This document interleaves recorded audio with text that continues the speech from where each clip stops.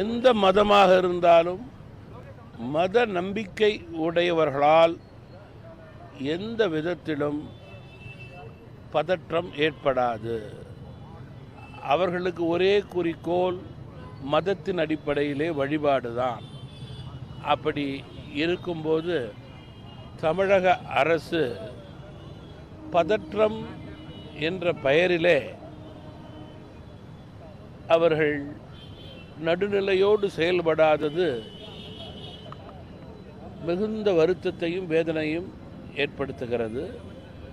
இதற்கு தேர்தல் காரணமாகத்தான் இருக்கக்கூடும் என்று சாதாரண மக்களே சந்தேகப்படுகிறார்கள். அரசு நடுநிலையோடு நடக்க வேண்டும். அதைதான் அனைத்து மதத்தினரும் விரும்புகிறார்கள். உள்நோக்கத்தோடு தமிழக அரசு செயல்பட்டது என்பதிலே மாற்று கருத்தே இருக்க முடியாது. நீங்கள் பதற்றத்திற்கே வேலை இல்லாத போது ஏன் அரசே செயற்கையாக பதற்றத்தை ஏற்படுத்தக்கூடிய சூழலை ஏற்படுத்த வேண்டும்? தமிழகத்திலே பல பகுதியிலே சட்டம் ஒழுங்கு சரியில்லை. அதை கவனிக்காத அரசு தேவையில்லாத ஒரு சட்டம் ஒழுங்கு பிரச்சனையை செயற்கையாக ஏற்படுத்த நினைப்பது தவறு.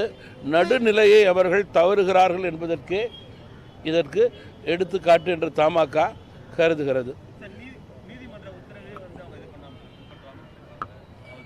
இந்த நாடு நீதிமன்றத்திற்கு உட்பட்ட நாடு. அதற்கேற்றவாறு நாம் செயல்படுவதுதான் நாட்டு மக்களுக்கு நல்லது என்பது என்னுடைய கருத்து.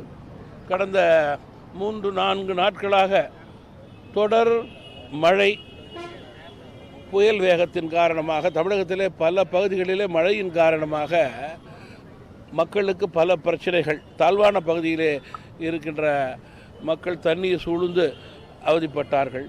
சென்னை போன்ற மாநகராட்சியிலே பல இடங்களிலே தண்ணீர் தேங்கி நின்று மக்கள் அவதிக்கு உள்ளானார்கள். இன்னும் சில இடங்களிலே தண்ணீர் தேங்கி இருக்கிறது. மாநகராட்சியினுடைய பணி ஆமை வேக பணியாக இருக்கிறது. உடனடியாக இன்னும் 24 மணி நேரத்திற்குள் தண்ணீர் தேங்கி இருக்கின்ற இடங்களை சரி செய்ய வேண்டியது மாநகராட்சியினுடைய கடமை என்று நான் குறிப்பிட விரும்புகிறேன்.